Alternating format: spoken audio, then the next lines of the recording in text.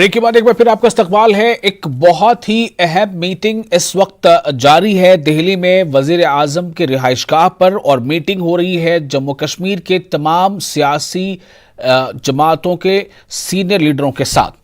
और इस मीटिंग में जैसे कि हमें खबरें हैं कि उसके मुताबिक 8 पार्टियों के 14 लीडरान वहां मौजूद हैं और इस मीटिंग को बहुत अहम तस्वुर किया जा रहा है। उम्मीद की जा रही है कि इस मीटिंग से जम्मू कश्मीर में जो एक पॉलिटिकल जो एक खला वहां महसूस किया जा रहा था जब से 370 वहां से वापस लिया गया और जब से उसे रियासत का दर्जा वापस लेकर उसे यूनियन टेरिटरी बनाया गया, तब से लेकर यानी कि 2019 5 अगस्त से लेकर, लेकिन इसका जो एक ये जो पहल है इसे बड़ा खुश आयन माना जा रहा है कि जो पॉलिटिकल डायलॉग है वो उसकी शुरुआत हो चुकी है। जब किसी चीज़ की शुरुआत हो जाती है तो फिर आगे उस पर रफ्तार भी आती है। लेकिन उम्मीदें अपनी जगह पर हैं, कयास-आराइयां अपनी जगह पर हैं कि मीटिंग में किन मुद्दों पर बात हो रही होगी, क्या लाया मल रहा होगा और इस इनिशिएटिव को किस तरह से देखा जाए, इसके जो कौमी पैमाने पर बैनुल-अक़वामी पैमाने पर इसके क्या माने मतलब हो सकते हैं, इसका क्या पॉजिटिव नोट हो सकता है। इस मौजू पर हम गुफ्तगू कर रहे थे। हमारे साथ सचिन पाढ़ा मौजूद हैं, पॉलिटिकल एनालिस्ट हैं, और साथ ही हमारे मनोज कौल जम्मू कश्मीर के एडिटर हमारे साथ मौजूद हैं। मनोज, मैं फिर से एक बार आपके पास आ रहा हूं कि मीटिंग तो जारी ही है और उम्मीद है कि कुछ बेहतर ही वहां से निकल कर आएगा, लेकिन मैं सिर्फ ये बात आपसे कहना चाह रहा था कि जिस तरह से लगभग तमाम लीडरों की, जैसे महबूबा मुफ्ती की बात कर लें, फारूक अब्दुल्ला की बात कर लें, या फिर हम कांग्रेस के लीडर की बात कर लें, सबने रियासत के दर्जे की बहाली को लेकर सबने अपने बयान में ये बात किया है कि हम इस बारे में बात करेंगे। कुछ जो है वो ये भी कह रहे हैं कि रियासत के दर्जे की बहाली के साथ साथ जो खुसूसी दर्जा था उसकी बहाली की भी हम बात करेंगे। तो इसका मतलब क्या ये है कि जम्मू कश्मीर की आवाम भी कहीं ना कहीं, चूंकि वहां के आवाम के सेंटिमेंट्स को ही वहां के सियासी जमातें रिफ्लेक्ट करती हैं, तो क्या जम्मू कश्मीर की आवाम भी यही चाह रही है कि मीटिंग से कुछ ऐसी ही बात निकलकर सामने आए?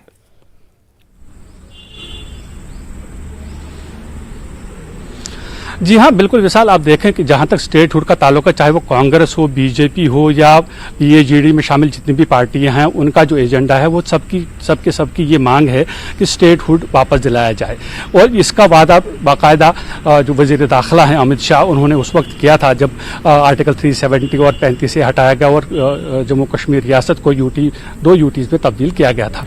लेकिन सवाल ये पैदा होता है कि इस मीटिंग में क्या स्टेटहुड का ऐलान किया जा सकता है? नहीं, क्योंकि स्टेटहुड का ऐलान तब होगा, उसके लिए एक प्रोसेस है। जो प्रोसेस ये है कि पार्लियामेंट के अंदर जाना पड़ेगा, एक बिल लाना पड़ेगा, पार्लियामेंट उसको पास करेगी, उसके बाद ही स्टेटहुड को रेस्टोर किया जा सकता है। हाँ, ये बात जरूर है कि कुछ इशारे जरूर दे सकती है मरकजी सरकार कि वो स्टेटहुड कब किस टाइम पे 2 महीने के बाद, 6 महीने के बाद, 1 साल के बाद रेस्टोर कर सकती है। उस तरह के इशारे मिल सकते हैं जो कि ये जो पॉलिटिकल पार्टीज इस मीटिंग में शामिल हुई हैं उनके लिए हम ये कह सकते हैं, यूं कहें कि उनके लिए एक ऑक्सीजन का काम कर सकती है, क्योंकि यहाँ की जो जितनी भी पॉलिटिकल पार्टीज हैं उनके जो मुद्दे रहे हैं पिछले 2 साल में, उसमें बहुत ज्यादा जो उन्हें रिजेंटमेंट देखना पड़ा, चाहे वो जम्मू का खित्ता हो या फिर कश्मीर का खित्ता हो। साथ ही जो पीएजीडी में शामिल लोग हैं उन्होंने ये भी कहा है कि वो दफा 370 और 35A के बारे में बात करेंगे, लेकिन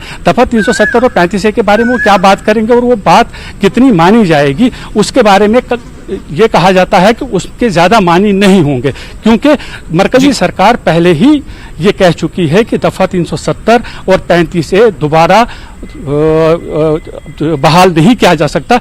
वो एक तारीख का हिस्सा बन गई है। लेकिन कुछ ऐसे मुद्दे हैं, जैसे मैंने कहा कि स्टेटहुड के बारे में कि कब स्टेटहुड रेस्टोर किया जा सकता है, उसके बारे में इशारे मिल सकते हैं, या जो सियासी पहल है जहां जिस तरह के इलेक्शन का जो माहौल है उसके बारे में भी बातचीत हो सकती है। जो ये सियासी लीडरान कि जब जैसे ये मीटिंग खत्म होती है उसके बाद वो बाहर जब निकलेंगे तो असल हकीकत जो है वो तभी सामने आएगी। लेकिन फिलहाल ये कयास-आराइयां हैं और ये जो स्टेटहुड और बाकी जो मसाइल हैं उसके बारे में अगर वहां उन्हें कोई किसी तरह का भरोसा मिलता है तो वो वाकई इन सियासी पार्टियों के लिए ऑक्सीजन का काम करेगी। जी बिल्कुल। मनोज, बहुत शुक्रिया आपका। काफ़ी लंबे वक्त से आपने आज बहुत ज़्यादा हमें जानकारी दी है, हमारे नाज़रीन को इस बारे में इन्फॉर्म किया है। मैं अपनी बातचीत को जारी रखता हूँ। हमारे साथ सचिन पाढ़ा पहले से मौजूद, जैसा मैंने आपको पहले बताया था। सचिन, एक जानकारी मैं आपको देना चाह रहा था ब्रेक से पहले ही, मैं अभी दे देना चाहूंगा कि आपने जो बताया कि जो पैंथर्स पार्टी है उसे मदऊ नहीं किया गया है, ऐसी बात नहीं है। पैंथर्स पार्टी के लीडर भी मौजूद हैं वजीर आजम के साथ हो रही इस आला सतही मीटिंग में। एक तो ये बात हो गई। दूसरी बात ये है कि सवाल मेरा इस बात को लेकर है कि जब हम जम्मू कश्मीर कहते हैं तो उसमें जम्मू भी है, कश्मीर भी है। जम्मू कश्मीर की अगर हम टोटालिटी में बात करें तो क्या वहां के अवाम, जम्मू की जो अवाम है वो भी, कश्मीर की जो अवाम है वो भी, क्या इन 2 सालों में जब से 2019 में ये 5 अगस्त को ये फैसला हुआ था, जब स्टेटहुड चली गई थी, यूनियन टेरिटरी का दर्जा दिया गया, क्या अवाम की भी यह सेंटिमेंट नहीं है कि स्टेटहुड का दर्जा वापस मिले? मैं ये बोलना चाहूंगा, पहले तो मैं आपका करेक्शन करने के लिए धन्यवाद। मैंने एकजुट की बात की थी, शायद एकजुट को नहीं बुलाया गया और पैंथर पार्टी को बुलाया गया। अगर मैंने वो पहले गलत बोल दिया होगा तो उसके लिए मैं सॉरी मांगना चाहूंगा। तो एकजुट की बात करनी थी मुझे। अच्छा, तो आपका ये कहना है कि स्टेटहुड का, देखिए जब यूनियन टेरिटरी डिक्लेयर की गई थी, राइट, जम्मू कश्मीर को स्टेट से जब यूनियन टेरिटरी प्रधानमंत्री जी ने घोषित किया था तो उन्होंने कुछ सोच समझ के वो उस टाइम पे फैसला लिया था कि उनको मालूम था जब 370, मतलब उन्होंने ये आकांक्षा तो जरूर लगाई होगी, उन्होंने ये फ्यूचर तो जरूर सोचा ही होगा कि जब 370 हटा होगा तब सिक्योरिटी को लेके काफी सारे इश्यूज आ सकते हैं। और जैसे कि हमने देखा है 1 साल इंटरनेट काफी बंद रहा, सिक्योरिटी काफी टाइट थी, लोगों ने काफी दिक्कतें को सामना किया था क्योंकि इंटरनेट तो बंद था। तो उन्होंने यूनियन टेरिटरी को बना के डायरेक्ट कंट्रोल जो है सेंटर के हाथ ले लिया था। तो उनका ये शायद उन्होंने सोच समझ के, ये सूझबूझ के फैसला लिया होगा कि सिक्योरिटी ज्यादा इंपॉर्टेंट है, और जैसे ही ये सिक्योरिटी या थोड़ी शांति अमन और ये जैसे ही इलेक्शन हो जाएंगे तो वो स्टेटहुड वापस दे देंगे। जैसे अमित शाह जी ने भी बोला था पार्लियामेंट में कि वंस नॉर्मलसी रिस्टोर्ड इन जम्मू कश्मीर तो हम उनको स्टेटहुड वापस दे देंगे। ये आपका कहना सही है कि लोगों को थोड़े सेंटिमेंट्स भी हुए थे कि एक स्टेट थी और एक यूनियन टेरिटरी बन गई थी, वो तो लोगों ने पेशेंस तो रख ली, लेकिन वो कब तक पेशेंस रख पाएंगे ये कहना तो मुश्किल रहेगा। लेकिन ऐसा अमित शाह जी ने जैसे वादा किया था लोगों के साथ कि जैसे शांति अमन हो जाएगा तो वो स्टेटहुड वापस दे देंगे। मतलब तो सचिन पाढ़ा भी ये चाहते हैं कि स्टेटहुड वापस मिले। हाँ, मैं चाहता हूं, लेकिन तब जब पॉलिटिकल स्टेबिलिटी आ जाए थोड़ा बहुत और एक अच्छी सरकार बन जाए।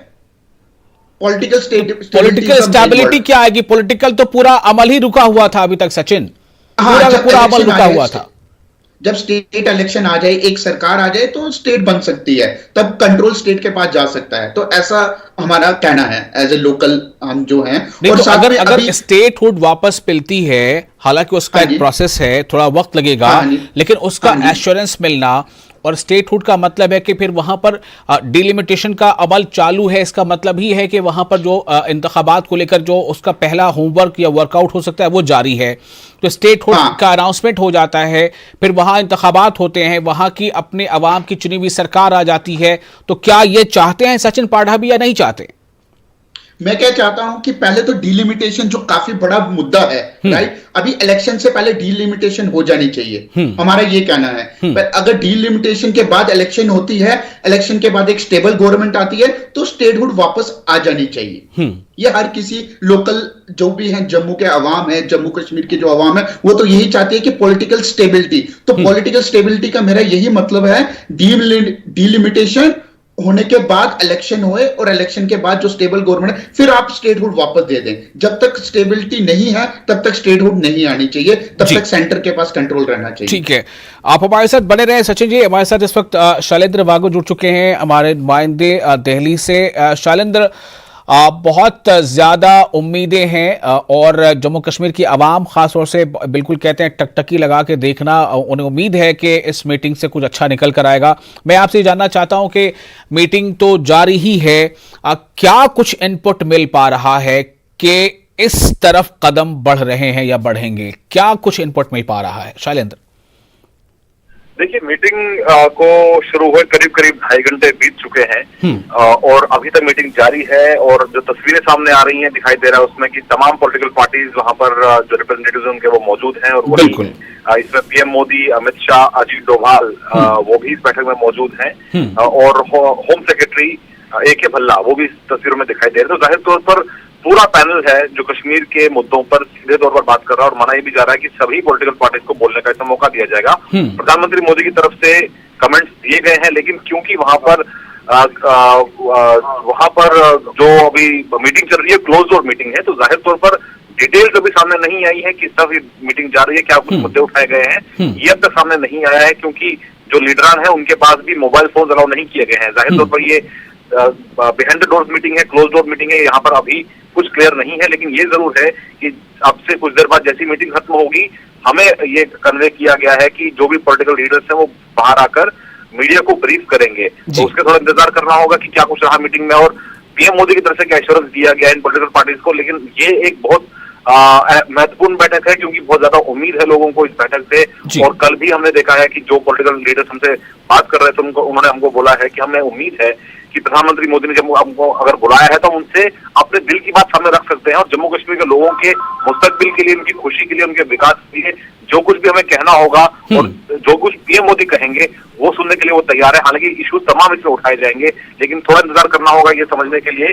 कि आखिर इस बैठक से क्या निकल के सामने आता है। और ये भी जरूर है कि पीएमओ की तरफ से भी एक प्रेस रिलीज जारी किया जाएगा जिसमें ये साफ हो जाएगा कि आखिर सेंटर की तरफ से क्या कुछ पॉइंट्स रखे गए हैं, जिसमें डिलिमिटेशन है या स्टेटहुड की बात हो, जिसको लेकर काफी चर्चा चल रही थी।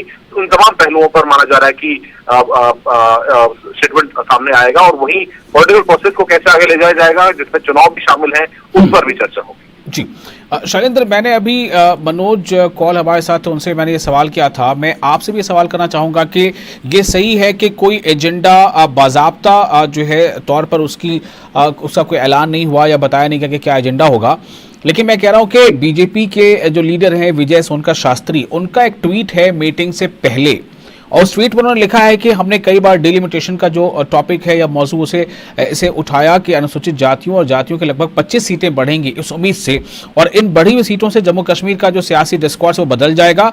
वजीर आजम ने पीएम मोदी आज हम लोगों के सपनों को पूरा करेंगे। इससे क्या ये साफ तौर से इशारा नहीं मिल रहा है कि बहुत सारे मुद्दे वहाँ हो सकते हैं, एजेंडा में बातें हो सकती हैं, लेकिन ये शायद सरे फहरिस्त है या होगा? देखिए, जाहिर तौर पर तमाम मुद्दों पर बात होगी। जो कदम उठाए गए हैं 5 अगस्त 2019 को, उनको रिवर्स करने की जहां तक बात हो रही है, और जो गुप्र अलायंस है वो लगातार ये कह रहा है कि उनको रिवर्स किया जाना चाहिए। आपको ये भी याद दिला दें कि कल ही जेपी नड्डा जो प्रेसिडेंट है बीजेपी के, उन्होंने बयान दिया था जहां पर उन्होंने कहा था कि 370 को हटाना मोदी सरकार की सबसे बड़ी कामयाबी है। ये उन्होंने कल श्यामा प्रसाद मुखर्जी को श्रद्धांजलि देते हुए उन्होंने एक बयान दिया था। तो जाहिर तौर से तभी साफ हो गया है केंद्र की मंशा क्या है। लेकिन जो कदम उठाए गए हैं, जैसे मैं पहले भी कहा था, जो कदम उठा लिए गए हैं वो पुरानी बात है, वो पास्ट की बात है। फ्यूचर में हमें आगे कैसे बढ़ना होगा, हम कैसे आगे जा सकते हैं, कैसे बढ़ सकते हैं, पास्ट भूल के कि पास्ट में हमने क्या किया, वो जो कुछ भी किया केंद्र सरकार का मानना है कि जम्मू कश्मीर की बेहतरी के लिए किया गया, ताकि वो तमाम सहूलियात जो देश के बाकी हिस्सों में पहुंचते हैं, देश के बाकी लोगों को जो एंजॉय कर सकते हैं जिन फैसिलिटीज को, वो जम्मू कश्मीर के लोगों तक भी पहुंचे, इसलिए वो कदम उठाए गए हैं। तो ऐसे में आगे का जो रोड मैप होगा, चर्चा होगी आगे आने वाले वक्त में कि क्या कुछ वहां पर होना चाहिए, कैसे पॉलिटिकल प्रोसेस दोबारा शुरू किया जाएगा, डिलिमिटेशन प्रोसेस में पॉलिटिकल पार्टीज को हिस्सा लेना चाहिए। इस तरह के संदेश सेंटर की तरफ जा सकते हैं, कहा जा सकता है पॉलिटिकल पार्टीज कि वो इस प्रोसेस में शामिल होंगे। और साथ ही साथ जहां तक 335 एक ही बात है, इसको लेकर भी माना जा रहा है कि ग्लोबल अलायंस की तरफ से साफ तौर पर इस मुद्दे को उठाया जाएगा और ये कहा जाएगा कि इस पर एक विचार होना चाहिए। तो जाहिर तौर पर थोड़ा इंतजार करना पड़ेगा ये मीटिंग के खत्म होने का, उसके बाद चीजें सब ज्यादा बिल्कुल, बेशक इसमें दो राय नहीं है शैलेंद्र की, एक पैगाम बहुत अच्छा जा रहा है और एक खला था सियासी एक्टिविटीज को लेकर, वो खला पुर होता नजर आ रहा है। वजीर आजम ने खुद मदऊ किया है, तमाम सियासी जमातों के बड़े लीडरान मौजूद हैं, मीटिंग चल रही है, बड़ा अच्छा पैगाम है कौमी सतह पर भी, बैन अल-कौमी सतह पर भी।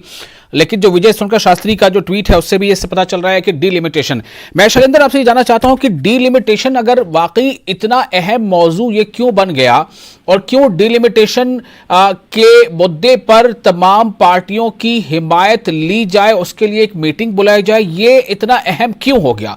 क्या वाकई वहां ये पार्टियां बिल्कुल इसमें अपना सपोर्ट नहीं दे रही थी?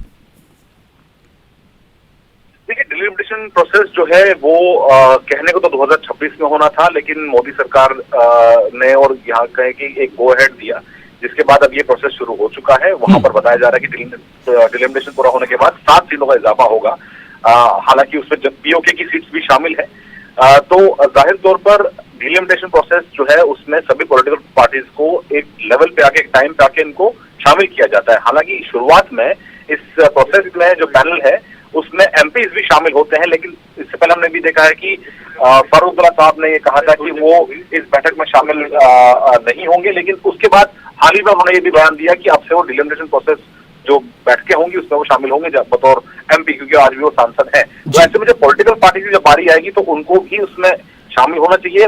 इस तरह का मैसेज जरूर जाएगा और डिलिमिटेशन प्रोसेस जरूरी है ताकि वहां पर समय से चुनाव कराया जा सके। और माना जा रहा है कि ऑलरेडी एक बार एक्सटेंशन मिल चुका है कमीशन को, तो वो मार्च 2020 में इसका गठन हुआ था, तो इस साल के अंत तक वो रिपोर्ट दे सकते हैं, जिसके बाद पॉलिटिकल प्रोसेस जो है वो शुरू। हालांकि बहुत प्रैक्टिकल चीजें हैं, लेकिन जो एक्चुअल पॉलिटिकल प्रोसेस है वहां पे इलेक्शन है, माना जा रहा है कि साल के आखिर में या अगले साल मिड में, अगले साल की शुरुआत में वो कराए जा सकते हैं। लेकिन सरकार भी ये बात मानती है, खुद गृह मंत्री बात कह चुके हैं संसद के पटल पर कि ये स्टेटहुड लौटेगा और साथ ही साथ वहां पर एक चुनी हुई सरकार आएगी। जम्मू कश्मीर में हालांकि लद्दाख को लेकर साफ कर चुके हैं कि लद्दाख एक यूनियन टेरिटरी बनी रहेगी। जी, एक और सवाल यहाँ पर अहम है शैलेंद्र, मैं चाहूंगा आप इसका भी जवाब जरा दे दें कि मतलब शर्तें भी क्या रखी जा सकती हैं कुछ जो जम्मू कश्मीर के लीडर उनकी जानिब से, कि मान लीजिए कि एक प्रपोजल वहां पर आता है, चूंकि अभी जब तक चूंकि एजेंडा सामने नहीं है तो हम सपोजिटली बात कर सकते हैं। अगर ये बात वहां डिलिमिटेशन की आती है कि डिलिमिटेशन में तमाम जो सियासी जमातें हैं उनका सपोर्ट मिलना चाहिए, तो क्या शर्तें सामने रखी जा सकती हैं कुछ लीडरों के जरिए से? जैसे ये बात हुई है कि जो पॉलिटिकल प्रिजनर्स हैं उन्हें छोड़ा जाना चाहिए।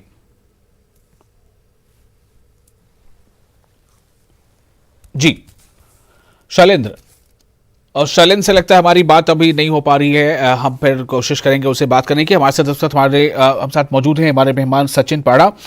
सचिन, जो बातें सामने अभी हमने शैलेंद्र से की हैं और उससे ये बात सामने आ रही है कि डीलिमिटेशन पर कहीं ना कहीं फोकस जरूर है कि डीलिमिटेशन का प्रोसेस पूरा हो जाए, लेकिन डीलिमिटेशन के प्रोसेस के पूरा होने में जो वहां सियासी जमातें हैं जम्मू कश्मीर की, जो भी जमातें हैं, उनका भी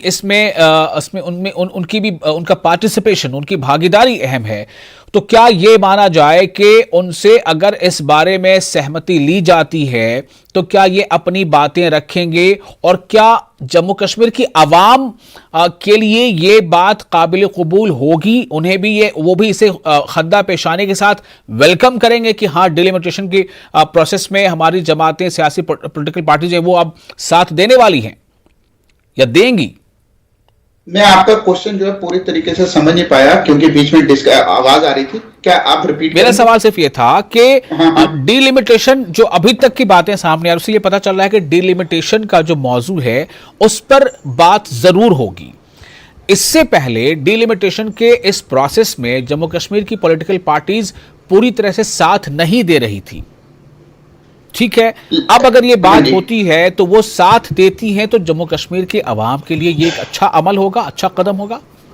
हाँ, ये तो बिल्कुल सही है कि अगर पहले तो आपका कहना सही है कि पहले कोई भी पॉलिटिकल पार्टी जो है वो रेडी नहीं थी डिलिमिटेशन के लिए, क्योंकि मैं एक छोटी सी एग्जांपल देना चाहूंगा अगर आपके पास समय है। जैसे 96 में जैसे फारूक अब्दुल्ला साहब की सरकार बनी थी, ठीक है, तो 2001 में पूरे इंडिया में सेंसस हुआ था, राइट। तो उन्होंने क्या किया, जम्मू कश्मीर पार्लियामेंट्री में एक लॉ पास कर दिया कि जो नेक्स्ट डिलिमिटेशन होगी वो 2026 में होगी।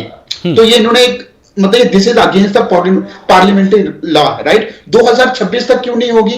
पहले तो ये क्वेश्चन आता है, क्योंकि 2021 के बाद 10 साल के बाद 2011 में पूरे इंडिया में होगी, पर लेकिन उन्होंने लॉ पास कर दिया 2026 में। तो इसको लेकर जम्मू कश्मीर के लोगों में काफी गुस्सा था कि उन्होंने किस बेस पे 2026 को सिलेक्ट किया। तो अभी जैसे 5 अगस्त 2019 को 370 हटती है तो लोगों की काफी उम्मीदें जागी, एक तो डेवलपमेंट प्रोजेक्ट्स को लेकर, एक तो 300 डेवलपमेंट प्रोजेक्ट्स को लेकर और डिलिमिटेशन को लेकर कि ये दोनों चीजें होंगी साथ साथ। लेकिन जो डेवलपमेंट प्रोजेक्ट्स है वो तो काफी स्लो हो रहे हैं। मैं ये नहीं बोल रहा कि बिल्कुल रुक गया, लेकिन काफी स्लो प्रोग्रेस है। और दूसरा डिलिमिटेशन को लेकर ये लोगों में काफी अच्छा मान रहे थे लोग कि ये डिलिमिटेशन होना चाहिए, और अभी जैसे आप कह रहे हैं कि पहले पॉलिटिकल पार्टीज नहीं मान रही थी, उसका मैंने पहले रीजन बताया कि फारूक अब्दुल्ला साहब ने क्या किया, तो वो तो बिल्कुल नहीं मान रहे थे। लेकिन अभी प्रधानमंत्री मोदी जी ने सबको बुलाया है, तो उन सबकी सहमति के बाद भी डिलिमिटेशन अगर पॉलिटिकल पार्टीज मानती हैं तो ये काफी अच्छा स्टेप होगा जम्मू कश्मीर के लिए, ये तो मैं बिल्कुल मानता हूं। ठीक है, तो डिलिमिटेशन का अमल पूरा हो चुकी, ऐसे जराए के हवाले से खबर थी कि डिलिमिटेशन का पूरा प्रोसेस का पूरा होना और उसमें सियासी जमातों की हिस्सेदारी, यानी कि वो उसमें साथ दें, तो ये एक कहा जा सकता है कि प्री कंडीशन हो सकती है स्टेटहुड वापस देने के लिए। स्टेटहुड मिल सकती है, मिलेगी भी, चूंकि जैसा वज़ीर दाखिला ने खुद कहा था, हमारे नुमाइंदों ने भी इस बात को भी कहा है, लेकिन वो कब तक मिल सकती है? क्या इस बार आज जो मीटिंग हो रही है, इस मीटिंग में इसको लेकर कुछ इशारा मिल सकता है, इसको लेकर कोई एश्योरेंस मिल सकता है?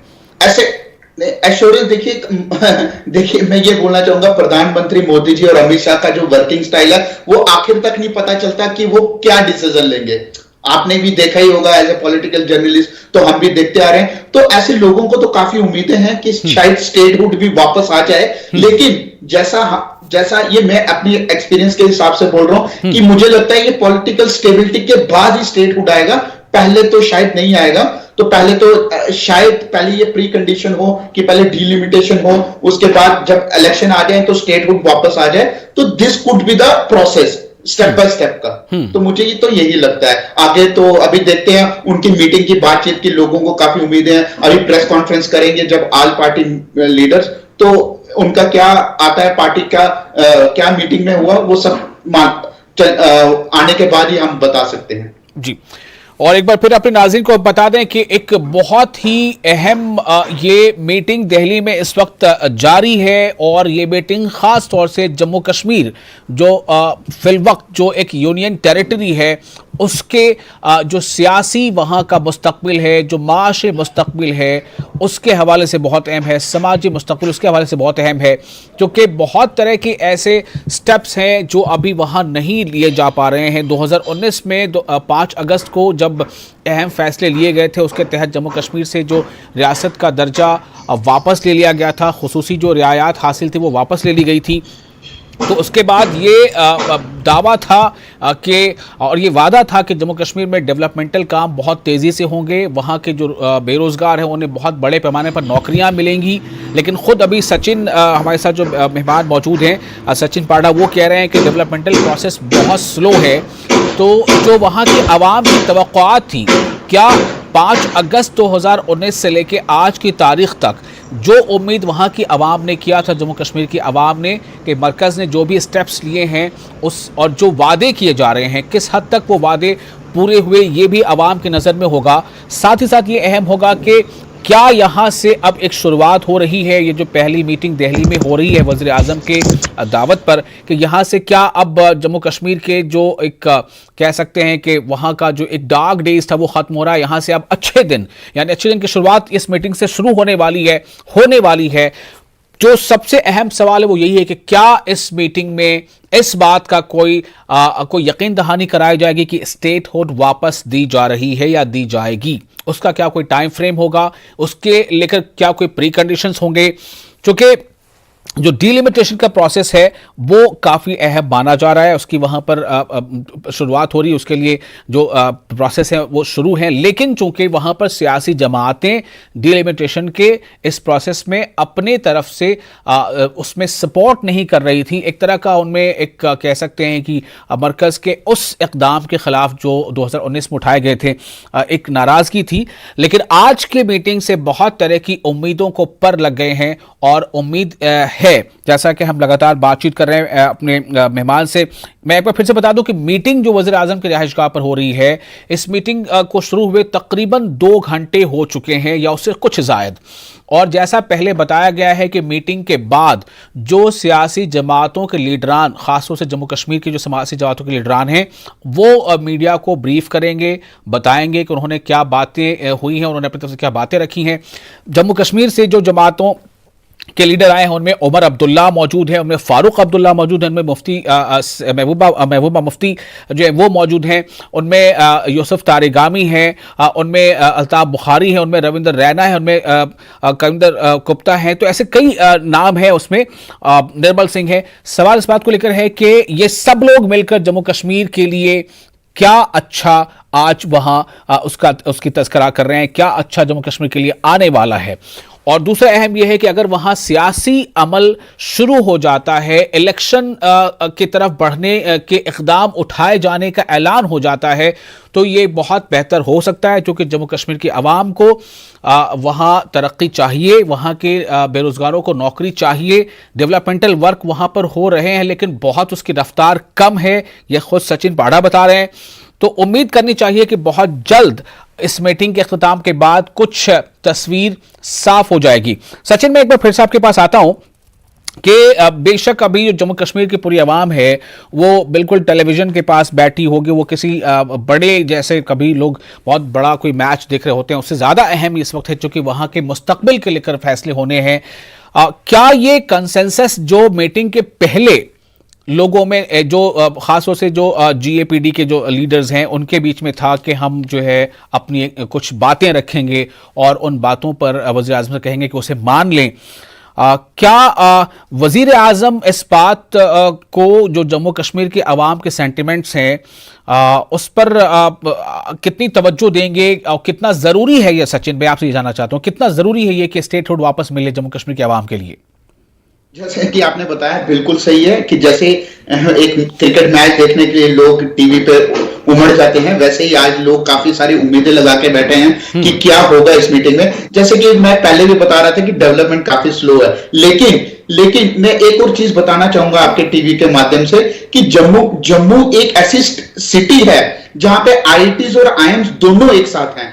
ऐसे पूरे इंडिया में मेरे को लगता है 5 to 6 सिटीज ही होगी सिर्फ जहां पे IITs और IIMs एक ही सिटी में है, तो Jammu is one of them.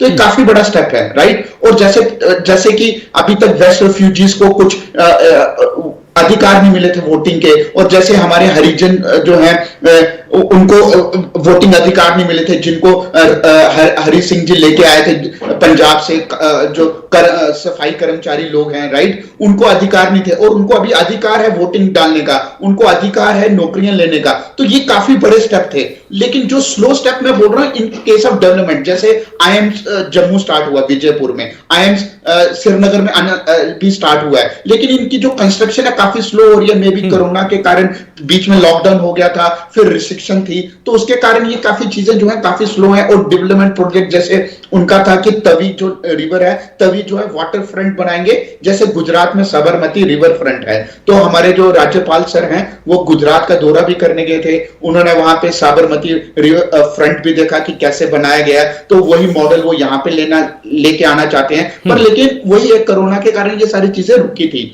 तो अभी उम्मीद है कि इस मीटिंग के थ्रू ये पहली पहल है कि सब पॉलिटिकल पार्टीज को लेके आए हैं ताकि एक कंसेंसस बन सके, सबकी रजामंदी हो सके।